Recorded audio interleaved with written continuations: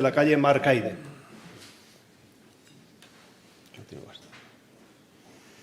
Tiene la palabra el excelentísimo señor don Norberto López de la calle Marcaide para dar lectura a su discurso de ingreso con el título "Son máquinas, herramientas y son las personas".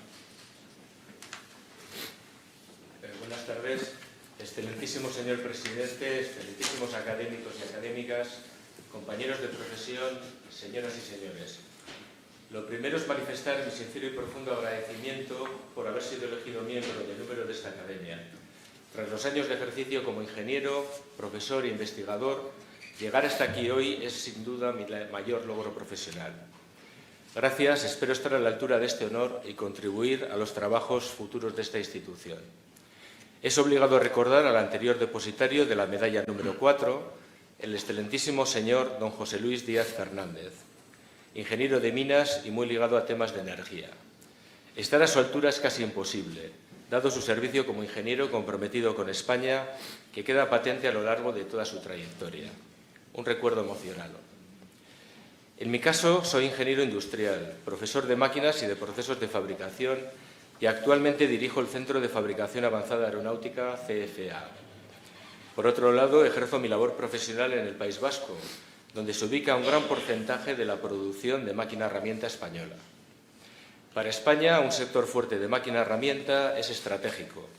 Hablar de este sector es también hablar de otros sectores a los que sirve, y es hablar de sus personas, con artículo definido todas y cada una de ellas. Y este sector se esfuerza por atraer a los jóvenes, y cuando yo lo fui, pasé también a engrosar parte de este grupo. Déjenme que comience este discurso ligando la temática a mis propias experiencias y explique cuando mi vida se acercó a esta industria. Tras ello ya retrocederemos en la historia para establecer algunos hitos y definir el estado de la técnica, que resumiré en este discurso y se detalla en profundidad en el texto. Mi primera imagen relativa a este sector son los martillos pilones golpeando sobre el acero al rojo vivo, que vi funcionando de niño seguramente alguna vez cuando fui a buscar a mi padre a la empresa donde trabajaba. Al concluir mi carrera se me ofreció la oportunidad de realizar un máster de robótica y automatización, temáticas que en aquellos finales de los 80 eran novedosas. Dos ideas estaban en su momento de euforia, el denominado CIM, Computer Integrated Manufacturing, y los FMS, Flexible Manufacturing Systems. El primero incluye nuevas ideas sobre planificación de operaciones, robótica industrial, programación de control numérico. La fabricación flexible hace especial hincapié en fabricar diferentes productos sin cambios radicales en los sistemas de producción. Un fruto del esfuerzo realizado por investigadores y alumnos de este máster se muestra en la figura 1, el denominado sistema Etorlan, que se presentó en la Bienal de 1988. Era una planta de producción piloto organizada alrededor de un centro de mecanizado simultáneo y con vehículos guiados que transportaban piezas y herramientas de corte. Con este máster participé por primera vez en una feria que siempre he considerado la mía, la Bienal de Máquina-Herramienta de Bilbao. En 1991, colaborando con una revista técnica, tuve la oportunidad de asistir toda una semana a la EMO de Hannover, la feria de máquina-herramienta más importante del mundo. En la guisa de periodista técnico infiltrado, pude ver una feria de enorme dinamismo vital, con visitantes de todos los países del mundo. Me deslumbró. Las máquinas en aquella época todavía eran de color verde, pero las personas que había junto a ellas eran de lo más colorido y empáticas. Por último, en la figura, muestro el sistema piloto apoyado por IBM y ubicado en 1992 en la Escuela de Ingeniería de Bilbao, compuesto de 3 grandes máquinas y 2 robots. El futuro se aceleraba y yo estaba allí, era joven y con un entorno industrial valiente para afrontar los retos tecnológicos. Espero haberles transmitido mis primeras emociones, pero es ya tiempo de hacer una reflexión sobre qué es la máquina-herramienta.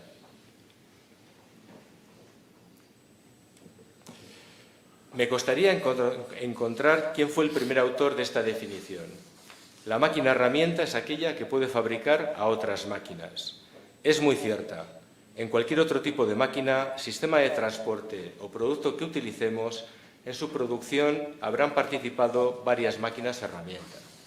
Un ejemplo clásico es la madrinadora que John Wilkinson ideó alrededor de 1775, que permitió producir con precisión los cilindros de las máquinas de vapor de James Watt. Este es un buen momento para utilizar algunas de las fotografías del libro Máquinas y hombres, guía histórica, editado por la Fundación Museo de Máquina Herramienta del Goibar. Los que deseen conocer la historia universal de las máquinas y en particular la de nuestro país, esta es referencia obligada. Pero este no es un discurso sobre historia y para defender este argumento permítanme glosar un comentario en American Machinis de hace 125 años. No es probable que la historia de la máquina herramienta sea alguna vez escrita de forma precisa e imparcial. El tiempo requerido lo impide. En 1899 ya se consideraba una tarea titánica. Imagínense en 2024. Vayamos a otra definición. Una máquina herramienta es un manipulador espacial servocontrolado de gran rigidez y precisión que mueve una herramienta. Esta definición introduce el concepto clave de los grados de libertad o ejes de la máquina y las coloca como parientes cercanos de los robots industriales. No me voy a olvidar de la definición de nuestra Real Academia de Ingeniería. Así, máquina-herramienta, con guión, es la máquina estacionaria con sistema propio de potencia utilizada para conformado, corte, torneado, mandrinado, taladrado, rectificado o pulido de piezas sólidas, especialmente metales. Lo del guión y el plural es siempre motivo de discusión, por lo que consulté a nuestra hermana mayor, la RAE, y la contestación fue: es máquinas-herramienta. No hay necesidad de guión, pero si se añadiera no cambiaría la formación del plural máquinas-herramienta. Las máquinas de una empresa exitosa o fallida pueden ser las mismas. De ahí que el éxito radique en conocer el noble arte de trabajar metales, esa mezcla de arte y oficio tan desarrollada en nuestro país. La figura muestra una máquina tipo y los elementos necesarios para un buen proceso. Así vemos la máquina herramienta, que a su vez integra muchos sistemas y equipos, las herramientas de corte, los portaherramientas, que siguen estándares y son elementos cruciales en la precisión, y las fijaciones de las piezas que evitan problemas de deformación y vibraciones durante la fabricación. Respecto a cómo obtener conocimiento sobre las máquinas y los procesos, un buen técnico debe formarse con conocimiento básico y clásico ya depurado en forma de libros, conocer las novedades por trabajos expuestos en magazines, interesarse por nuevos planteamientos publicados en los journals, asistir frecuentemente, muy frecuentemente, a las ferias del sector y estar atento a los nuevos contenidos en forma de vídeos, páginas web, etc. Esta mezcla diversa de fuentes del saber produce nerviosismo a espíritus muy científicos, pero no así a los ingenieros, dado que aprender y practicar la ingeniería es un equilibrio entre conocimiento, posibilismo, pericia y cierta valentía ante los retos. En las grandes ferias como la EMO de Hannover, aproximadamente un 70% del espacio expositivo lo ocupan las máquinas de mecanizado. Por tanto, merece la pena hablar del estado actual de este proceso, al que además me he dedicado en los últimos años. El mecanizado, o maquinado, como dicen nuestros compañeros allende los mares, es un proceso de arranque de viruta donde la herramienta de corte posee un filo definido. Desde una perspectiva histórica, cortar y arrancar material es inherente al uso de herramientas por los seres humanos, empezando por las primeras cuchillas de la prehistoria, de los modos oldubayense, modo 1 o achelense o modo 2. En el siglo XX, el mecanizado pasó a ser considerado una tecnología de fabricación basada en principios físicos. Un ingeniero mecánico clave fue el estadounidense Frederick Winslow Taylor, cuyos trabajos datan de principios del siglo XX. Es muy conocido su discurso en la toma de posesión como presidente de ASME, American Society of Mechanical Engineers, titulado On the Arts of Cutting Metals, que en portada y algunas frases muestro en la figura. En su discurso, Taylor expuso casi todos los problemas que se presentan en el mecanizado y dedujo la importante relación entre la velocidad de corte y el desgaste de la herramienta. No me atrevería a dejar de apuntar que en 1911 publicó su libro Los principios científicos de la gestión, siendo el taylorismo el elemento principal en la segunda revolución industrial. Hoy día, la obtención de las curvas de Taylor para estudiar el rendimiento de herramientas de corte implica demasiados ensayos y tiempo. Por ese motivo, Asier Fernández ha propuesto un nuevo método de ensayo que solo requiere 2 o 3 meses, consistente en 2 campañas. Una primera que compara herramientas de varios fabricantes y una segunda fase donde solo 2 o 3 compiten, teniendo como criterio final la integridad superficial. Es de aplicación diaria en el CFA. En algún lugar tengo que hacer honor a las figuras de la máquina herramienta y del mecanizado. En la figura 6 recojo junto a Taylor a Henry Maudslay, quien ideó el actual torno alrededor de 1800, a Eli Whitney, quien fue el precursor de la fresadora, a Philippe Uret, quien ideó el moderno cabezal universal, y el recientemente fallecido profesor Manfred Weck, quien recogió enciclopédicamente el conocimiento de máquinas. La obra fundamental sobre modelos de mecanizado data de los 40. Fue Merchant quien perfeccionó la mecánica del corte de metales. A finales de los 70 y 80, Tobias y Tlastri y más adelante Yusuf Altintas desarrollaron la teoría sobre vibraciones en el mecanizado. Una definición actual del mecanizado lo define como un proceso sustractivo donde se elimina material mediante el avance de una herramienta de corte aguda y afilada y se produce de esta forma un intenso fenómeno de deformación viscoplástica muy rápido. La viruta es el resultado de la deformación. El proceso conlleva un gran calentamiento debido a la transformación de la energía plástica en calor, a lo que se suma una elevada fuerza y fricción en el filo de corte contra la viruta y material. Por ello, refrigerar la zona de corte es vital, mediante emulsiones base agua-aceite, la llamada taladrina, u otras técnicas. La figura 8 muestra un ejemplo donde las temperaturas alcanzaron más de 700 grados Celsius. Modelizar es clave. Una imagen vale más que 1000 palabras, pero un modelo cuenta toda la historia. Con alegría les indico que España es una potencia en modelización del mecanizado, con numerosos expertos, tesis doctorales y publicaciones. Sin embargo, la utilidad de estos métodos en el día a día industrial, esa quizás se haga más esperar, dado que los trucos del oficio son tan importantes como los principios científicos de los procesos.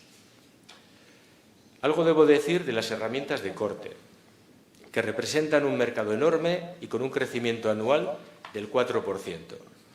La tendencia actual es la ultraespecialización, ofreciendo una herramienta específica para cada operación.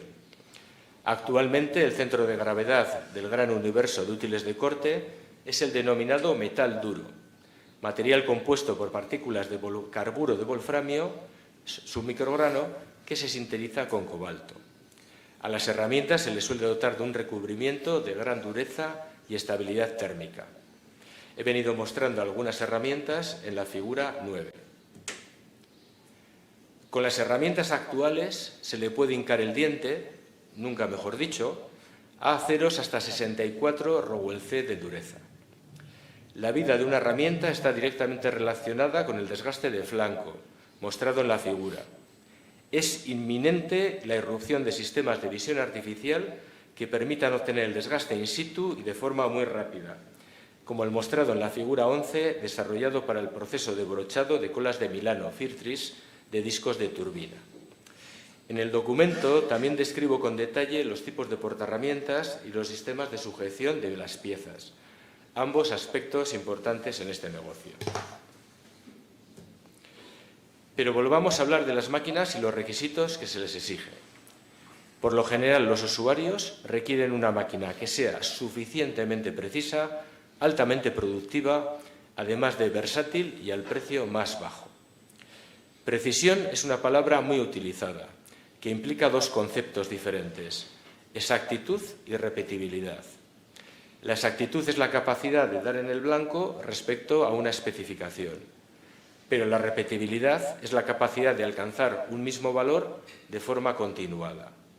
Muestro un ejemplo de taladrado en la figura 16, donde el diámetro de un orificio se midió a lo largo de una serie de piezas.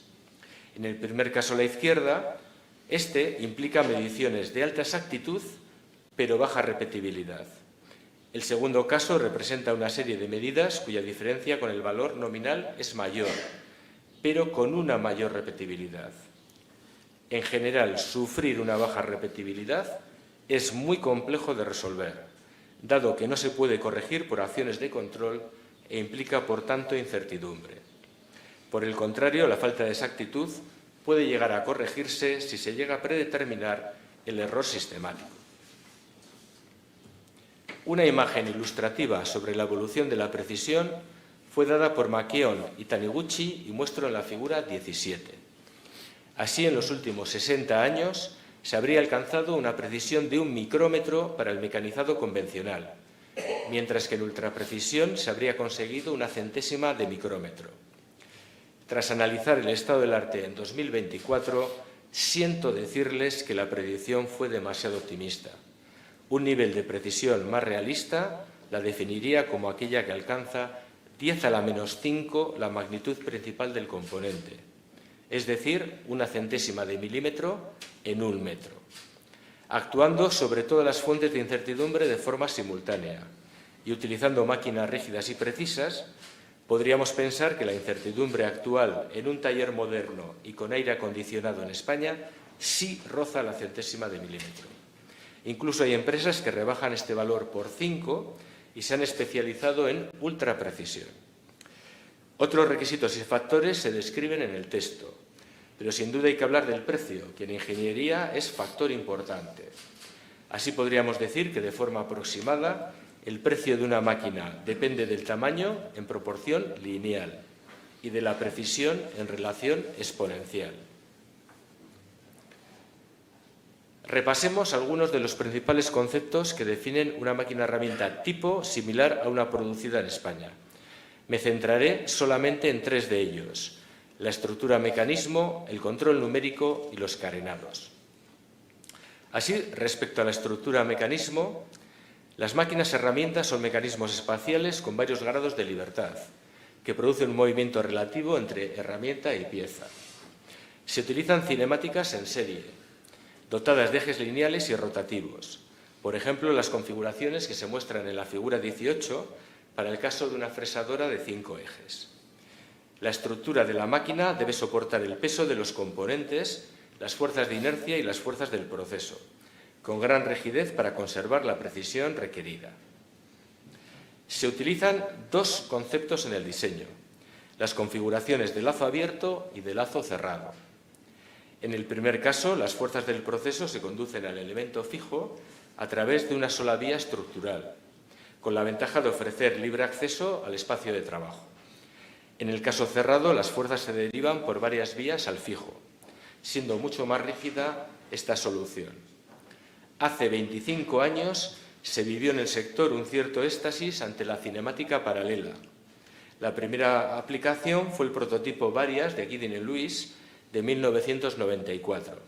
La idea era muy interesante, pero resultó un gran espejismo. Como he explicado, la máquina herramienta aspira a micrómetros de precisión. El análisis estructural se realiza por el método de los elementos finitos. El aspecto más difícil a definir son los efectos en las guías de los grados de libertad, donde rigidez, amortiguación y otros detalles son de muy difícil modelización. La figura 24 y 26 muestran una máquina moderna, la Ibarmia THR-16, de uso diario en el Centro de Fabricación Avanzada Aeronáutica. Tras el montaje de la máquina, la última etapa consiste en la calibración y posterior comprobación del comportamiento real en una prueba de trabajo en condiciones muy agresivas. He dedicado el apartado 8 de este discurso a la calibración, pero lo omitiré en este resumen. El análisis térmico de las máquinas es un tema clásico y candente. Ya en la década de los 60, ilustres profesores como Loshan o Bryan mencionaban que los errores térmicos pueden constituir hasta el 70% de los errores finales de la precisión. El análisis habitual consiste en utilizar el método de elementos finitos, incluyendo el calor originado por los motores, las virutas y los refrigerantes acumulados, la variación térmica entre horas del día, estaciones del año, etc.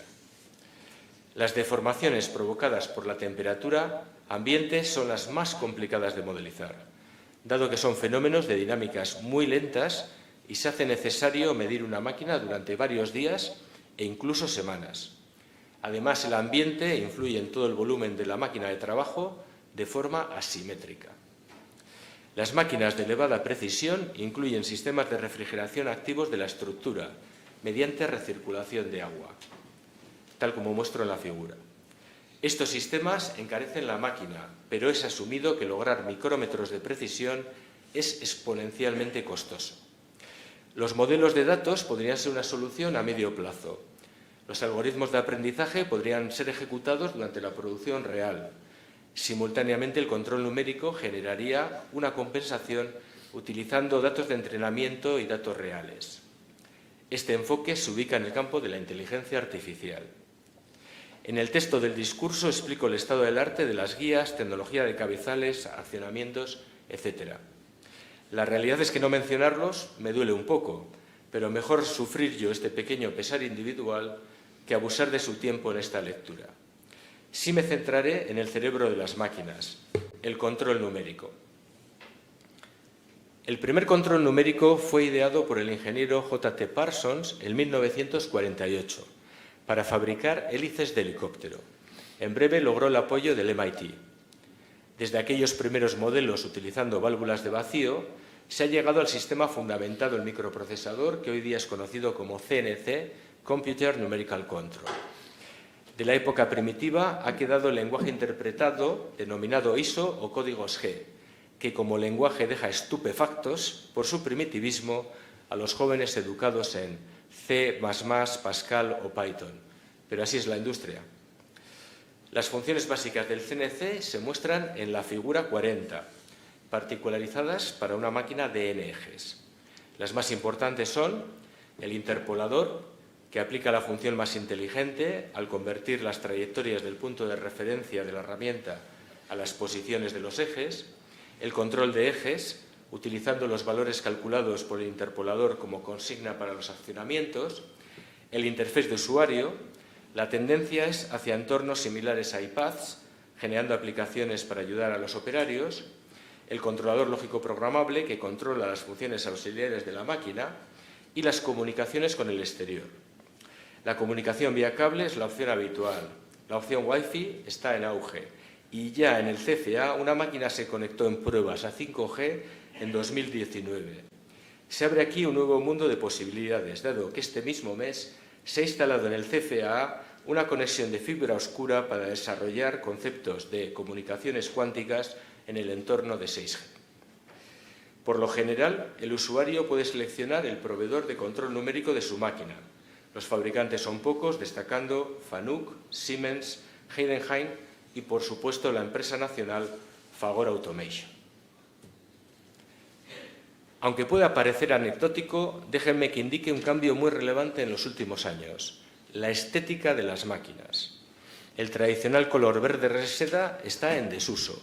La estética se cuida. Es la forma de demostrar el gran nivel tecnológico. Así, la figura muestra varias máquinas que se distinguen por su diseño y funcionalidad. El carenado también realiza varias funciones de protección. Entre ellas, protege a los operarios de los movimientos de los órganos móviles y de la rotura de herramientas y fijaciones. Y, por otra parte, impide que las taladrinas se diseminen en los alrededores de la máquina. Un taller moderno debe mostrar nivel tecnológico y mucha limpieza. De hecho, cuando nos visitan en el CFA, siempre nos dicen: «Oye, que el suelo es blanco». La respuesta es: claro, así nos obliga a limpiarlo 2 veces al día.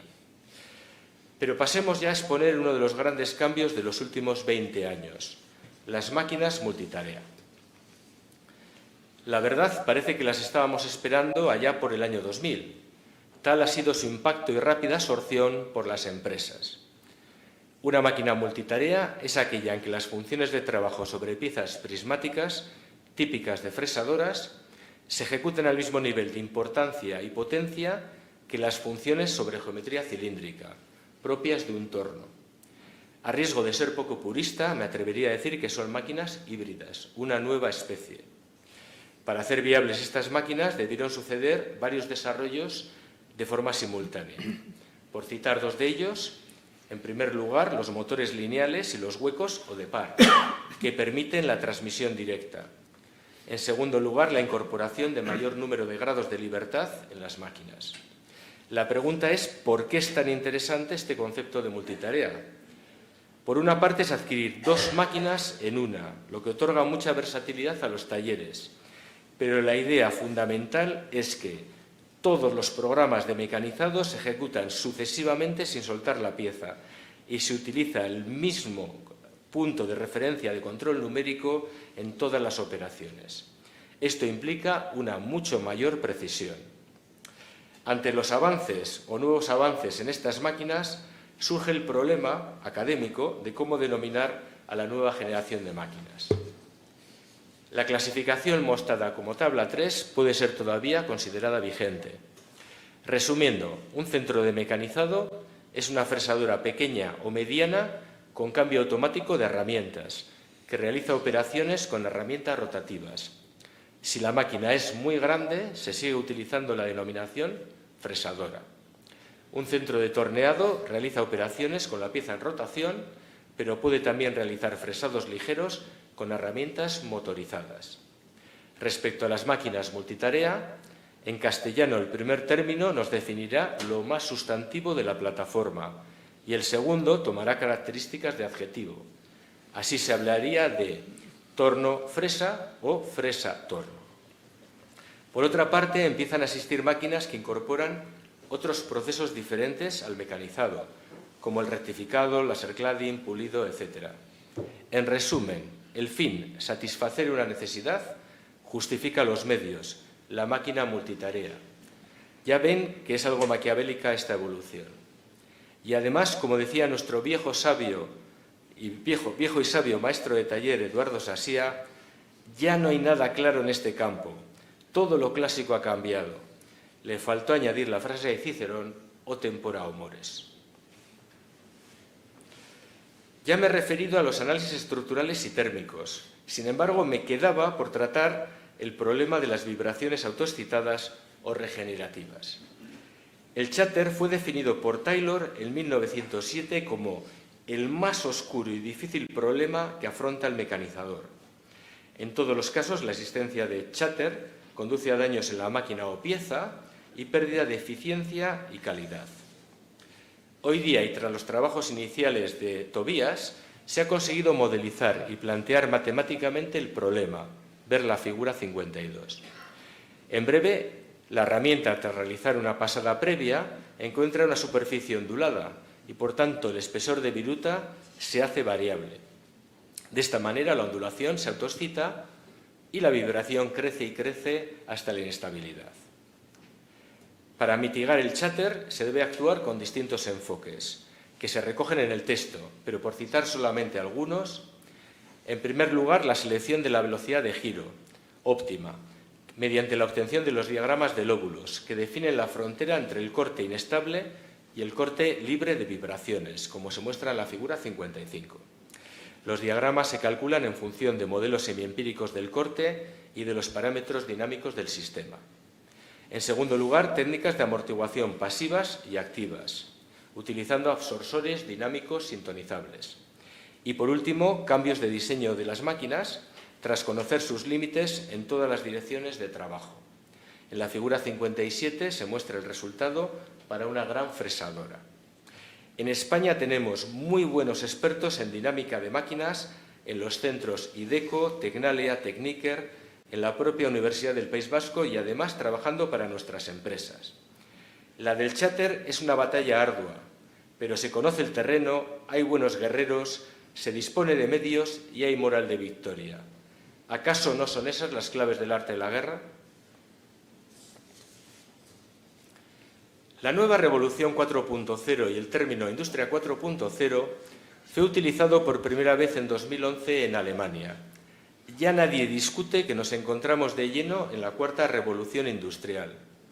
La figura define los años aproximados de cada una de ellas.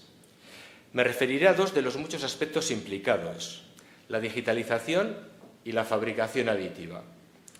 Respecto a la digitalización, La integración de sistemas de producción presenta 3 retos de desarrollo. En primer lugar, la conectividad entre máquinas, sistemas de control numérico, robots y sistemas de captación de datos de tipo Edge Computing. La conectividad es una verdadera torre de Babel. En segundo lugar, la captación y registro de datos de sensores y parámetros de máquina, que se almacenan en los denominados data lakes. Y por último, los modelos que se relacionan o que relacionan los datos de entradas con las variables de salida. En esta fase, los algoritmos de Machine Learning o las redes neuronales son de novedad. La digitalización implica un problema enormemente multidisciplinar, siendo este realmente el reto a resolver. Esto es, saber qué hay que hacer, buscar el entendimiento entre técnicos y disponer luego de los medios para hacerlo. En resumen, la digitalización es un no parar. Respecto a la fabricación aditiva, hoy día es una realidad lo que hace 40 años parecía un sueño. La fabricación aditiva se define como un proceso de unión de materiales para crear objetos a partir de modelos 3D, generalmente cordón tras cordón o capa tras capa. Su clasificación se recoge en la ISO 52900, que cambia constantemente dada la rápida evolución de la tecnología.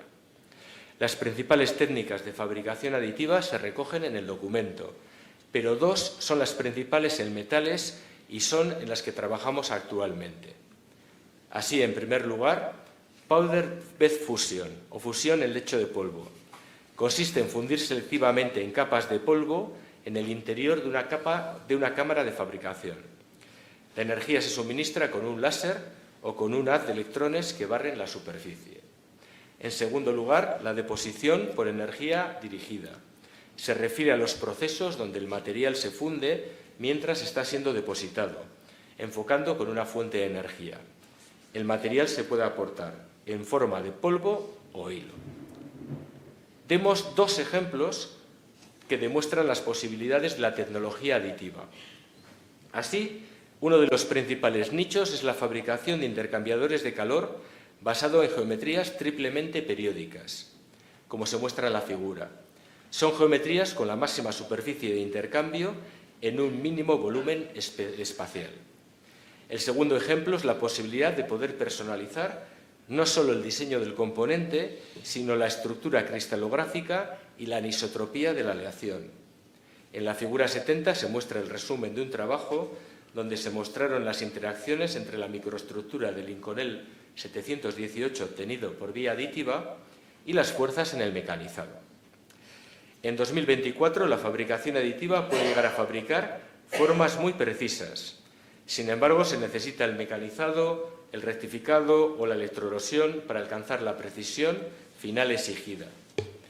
En el CFAA, la fabricación aditiva es clave, dado que los ingenieros más optimistas estiman que al menos el 20% de los componentes de un motor de avión se podrían fabricar por vía aditiva y volar antes de 10 años. Hay estudios que estiman el negocio de lo aditivo en 2019 en unos 12.000 millones de dólares. Sin embargo, este valor solo representó el 0,1% del negocio global del manufacturing. Se trata, por tanto, de un grupo de tecnologías de nicho, aunque todo apunta a que continuará creciendo y perfeccionándose. Respecto a la revolución 4.0, podría haber abarcado otras tecnologías que he incluido en el texto y algunas muestro en la figura. También desde 2016 se empieza a hacer referencia a la sociedad 5.0, cuyo objetivo sería que la tecnología impactase en el bienestar del ciudadano común. Una reflexión obligada es que estas ideas siempre se centran en países muy desarrollados. Mientras tanto, una gran parte de la humanidad sobrevive ajena a este tipo de avances. Y añadiré otra reflexión. Si el 70% del saber humano se ha desarrollado en los últimos 40 años, la formación necesaria para seguir avanzando choca con el inexorable hecho de que el ser humano es finito en capacidades y en edad. El conocimiento deberá hacerse más colectivo y las formas de enseñar deben ser distintas. Me he prometido a mí mismo no olvidar la metrología, la ciencia de la medida. El ser humano midió bastante antes de leer y escribir. En fabricación nos concierne la metrología dimensional, encargada de magnitudes de longitud, formas, textura superficial, etc. Algunos hitos de la metrología se muestran en la figura 72. Por resumir, la tendencia principal es hacia la metrología in process, para fabricar la calidad y no solamente controlarla. Al ser humano nos gusta lo determinista, pero nunca vamos a conseguir conocer ni fabricar sin incertidumbre. Mejor admitirlo y sobre ello construir nuestro conocimiento, o mejor dicho, nuestro desconocimiento. Y así podemos asumir la frase cartesiana adaptada a la metrología: mido, luego existo. De lo demás tengo incertidumbre. Ya hemos hablado mucho de tecnología, pero sin duda lo que ha permitido que este discurso se celebre hoy aquí es el esfuerzo de muchas personas trabajando con ahínco para ofrecer a sus clientes buenas máquinas. En 1946 nacía la Asociación Nacional de Fabricantes de Máquina Herramienta Española, AFM. Las personas del sector vieron que podían encontrar elementos de colaboración, aunque compitiesen en el mercado. De hecho, todavía lo hacen. Un hito importante fue en 1961, cuando se celebró la primera edición de la Feria Técnica de la Máquina Herramienta, con más de 1.500 máquinas españolas. En 1982 alcanzó dimensión internacional. Cada 2 años, la Bienal de Máquina Herramienta de Bilbao es el escaparate de la oferta de nuestros productores e importadores de máquinas. Se muestra en la figura 73 el logo fundacional de AFM, un yunque, eran los años 40. El actual refleja que se ha llegado a un estado donde controles numéricos, robots, fabricación aditiva y digitalización son parte fundamentales del negocio. Actualmente AFM Cluster agrupa a más de 750 empresas y además AFM es socio de la Federación Europea CECIMO. En total, el sector tiene 150.000 empleados directos en Europa y factura unos 25.300 millones de euros. No me puedo olvidar de la Sociedad de Ingeniería de Fabricación SIF, que vi nacer en 2004, ni tampoco de la Asociación Nacional de Ingeniería Mecánica. Ambas han permitido que las máquinas de todo tipo sean centros de esfuerzo de formación e investigación. Y déjenme también que haga referencia al centro que dirijo, el Centro de Fabricación Avanzada Aeronáutica CFA. Entre los 110 socios industriales, 5 son del sector aeronáutico liderados por ITP Aero, pero muchos más son fabricantes de equipos de producción. Este centro es un lugar de colaboración donde los que están pensando en cómo van a ser los motores del 2035 o más allá, colaboran con las empresas de máquina herramienta. El centro de gravedad de la actividad es el Technology Readiness Level 4 a 6. Este centro está dentro de la Universidad del País Vasco. España es el tercer productor y exportador de máquina herramienta de la Unión Europea y el 10º del mundo. Se exporta más del 80% y no duden de que hay máquina herramienta españolas en todos los rincones del planeta. Las empresas españolas se han especializado en nichos de elevado valor añadido, aplicaciones donde sus competidores multinacionales pierden en flexibilidad para adaptarse al cliente.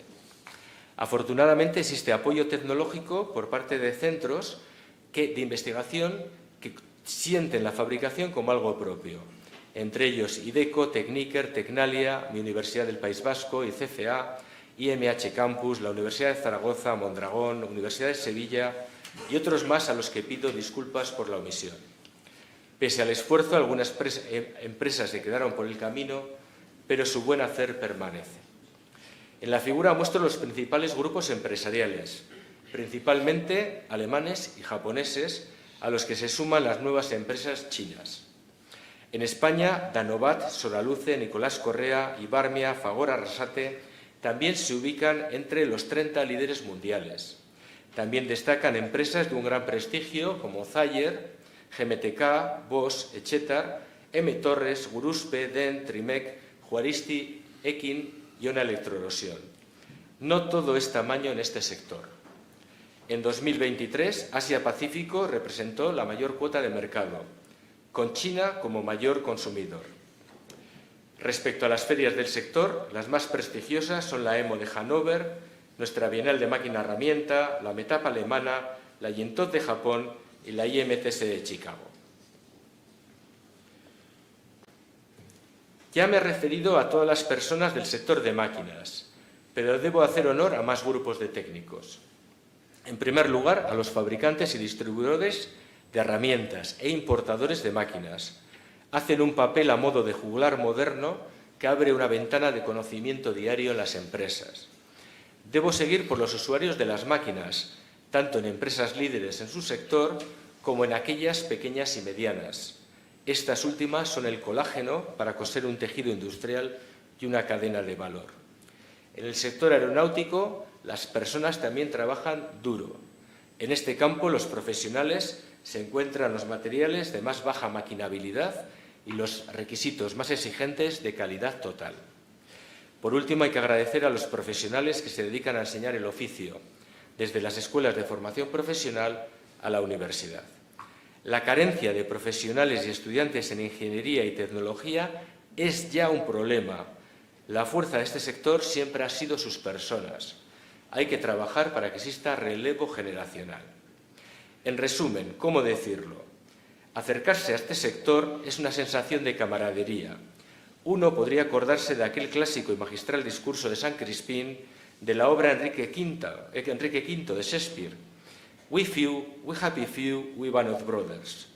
Solo quizás habría que añadir hoy band of brothers and sisters, y no lo digo por corrección política, sino por el verdadero esfuerzo integrador de este sector. Antes de acabar, hablemos algo del futuro. ¿Está nublado? Sí, pero con destellos de sol. Hay amenazas y oportunidades. Algunas podemos citarlas aquí. Sin duda, el coche eléctrico es la gran amenaza para el sector, dado que disminuirá el número de componentes a mecanizar. Es bastante improbable que la demanda de máquinas pueda mantenerse en las nuevas líneas de producción de coches eléctricos. Sin embargo, ya hay proyectos para suplir las nuevas necesidades. Así, la figura 75 muestra dos ejemplos. Una oportunidad son las prótesis. El quid de la cuestión es conocer bien la demanda concreta del sector sanitario. El mercado europeo de dispositivos ortopédicos crecerá hasta alcanzar los 50.000 millones de euros en 2024. Una gran oportunidad es el sector aeronáutico. Este sector comparte muchas tecnologías con la automoción, pero con unos requisitos muy distintos, donde la seguridad se impone sobre todos los demás. Un ejemplo donde el mecanizado es muy relevante, lo muestro, es el de los rotores integrales, que se fresan en 5 ejes desde un bloque inicial. Las perspectivas de mercado son brillantes. Se prevé que antes del 2040 se va a duplicar y reemplazar la flota existente. España es uno de los 9 países del mundo con tecnología de motor propia, siendo ITP Aero la gran empresa tractora. Otro sector donde el tamaño del componente a fabricar es decisivo es el de la energía. Los productores nacionales están muy bien posicionados en los mercados donde el tamaño de las máquinas es grande y se necesita adaptarlas a cada cliente. Tampoco debiéramos olvidar el sector de defensa. Como decía un colega, o te haces tus sistemas y generas tejido industrial, o te los hacen, los compras y nada más los pagas. Por tanto, debemos ser optimistas. La máquina herramienta y los mecanizadores españoles se van a adaptar a los cambios, como ya han hecho otras veces. Su resiliencia es mayor que la del acero IC 1045. Conclusiones. En mi opinión, he abarcado puntos que considero esenciales. Incluso lo he hecho demasiado en el texto que recibirán, pero espero haber resumido en esta lectura. La tabla 4 muestra algunas de las líneas de evolución entre 1900 y 2024. Llegando a este punto, puedo dar algunas conclusiones. En la máquina herramienta se necesitan conocimientos de muchas ramas de la ingeniería que esta academia acoge. España es el 10º exportador mundial de máquina herramienta. Cuando en una feria internacional nuestras empresas enseñan y venden sus máquinas, hacen marca España. En este país existe ciencia, arte, oficio y experiencia en el noble arte de trabajar metales. Los fabricantes de máquinas herramientas pueden utilizarse como caballos de Troya para la renovación tecnológica en otros sectores como automoción, aeronáutica, médico, etc. Por tanto, la máquina herramienta es una tecnología clave habilitadora, KET, Key Enable Technology. El que aquí les habla se siente orgulloso de pertenecer a este grupo de personas y es un honor poder ser una voz del sector en la academia. Y si alguno de ellas echan un vistazo a este discurso, mi gran satisfacción sería que pensasen: este es uno de los nuestros. Agradecimientos. Para elaborar este discurso se han tomado ideas de nuestros libros. Por tanto, agradezco su saber y amistad, especialmente a los profesores Aichola Mikiz, Nayera Ortega y Gorka Urbikain. También se agradecen las ideas otorgadas por el doctor Joaquín Muñoa y Beñat Íñigo del Centro IDECO, de los doctores Juanjo Zulaika y Asun Rivero de Tecnalia y del doctor Luis Gerardo Uriarte de Tecniker. Agradezco a los 40 doctores que he tenido el honor de dirigir en sus tesis doctorales, muchos de los cuales se ha incluido como referencias. Un sentido agradecimiento a todos los investigadores del CFAA. Si este centro existe es por vuestra motivación. Qué pequeño milagro hemos producido.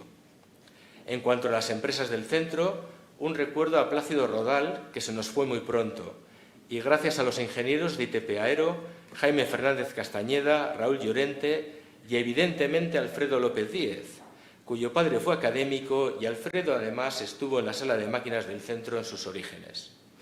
También agradezco a otros ingenieros de ITP Aero, Edurne, Ikel, Miquel, Marta, Héctor. También agradecer a la presidenta del Consorcio de Empresas, la ingeniera doctora Nerea Aranguren de IDECO. Agradeciendo a los directivos de FM Cluster, Xavier Ortueta y Patricia Tamés, creo que extiendo mis gracias a todas las personas del sector. Son muchos, son muchas. No correré el riesgo de que se me olvide alguno. Pero debo mencionar por nuestra larga relación a Koldo Arandia y a Rateo Laich de Ibarmia, así como a José María Ramos de Ona Electroerosión. Esta empresa es la de más larga relación con nuestro grupo. A nuestro colega José Antonio Sánchez hay que agradecer haber mimado esta colaboración y también los años de trabajo conjunto en la universidad. En mi departamento de Ingeniería Mecánica hay buenos compañeros y mucho saber. Al profesor Rafael Avilés le agradezco la oportunidad de pertenecer a este grupo bien cohesionado. Y gracias al personal de administración del mismo por su trabajo minucioso y amena charla. La Escuela de Ingeniería de Bilbao y la Universidad del País Vasco han sido donde poder desarrollar gran parte de mi trabajo. Gracias también a los colegas que me regalan su amistad, Alex Elías y Daniel Olvera,